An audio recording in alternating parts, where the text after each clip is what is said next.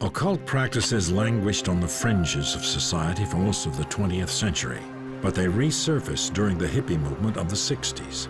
Popular gurus like the Maharishi and Timothy Leary promoted altered states of consciousness that could lead to higher levels of self-awareness.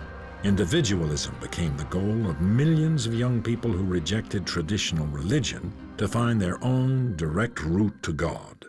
By the 1980s, New Age ideas had become mainstream. Madame Blavatsky's writings became pivotal in reinterpreting occultism for modern audiences, and even Aleister Crowley's reputation was somewhat restored. There was this boom in occult interest that resulted in Crowley being almost a pop culture icon.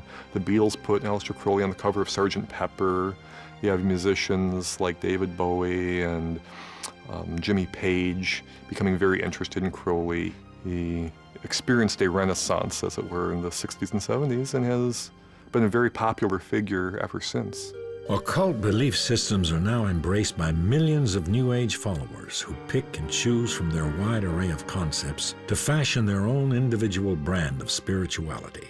Yet the occult is still often regarded with suspicion. Many of those who practice occultism describe it as a modern mystical quest. The mystical quest is the process by which a limited, time-space-bound human being can transcend their background and history and come into this divinized or macrocosmic consciousness. And that is the process of becoming immortal.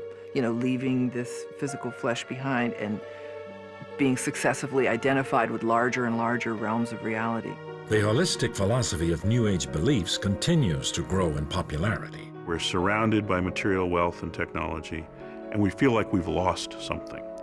We've lost that connectedness. We've lost the understanding of our human roots.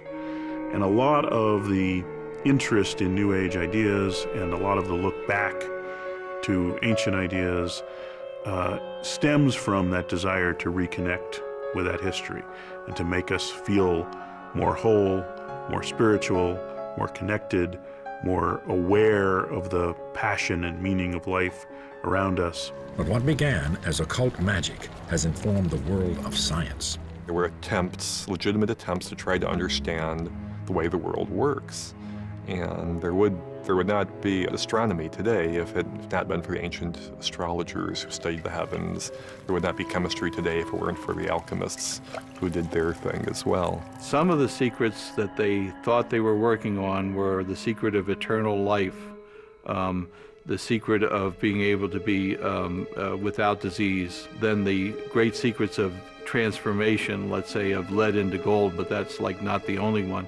Maybe one of the transformations is the human being into a godlike thing.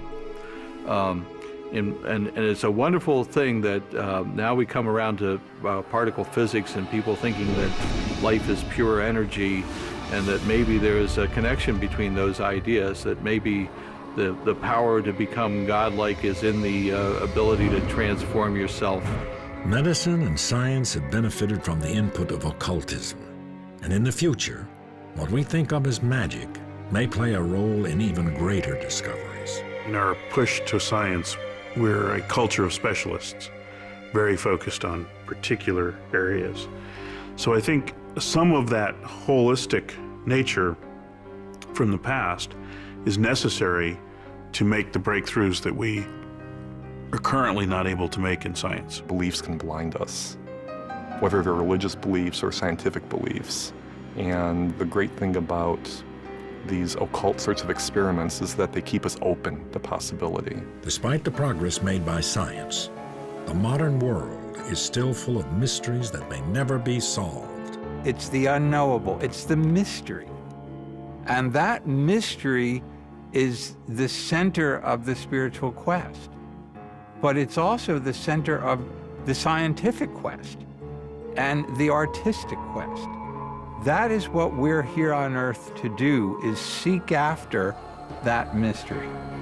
Like the first occultists, modern scientists will continue to search for ways to divine the mysteries of our world and the forces that have created them.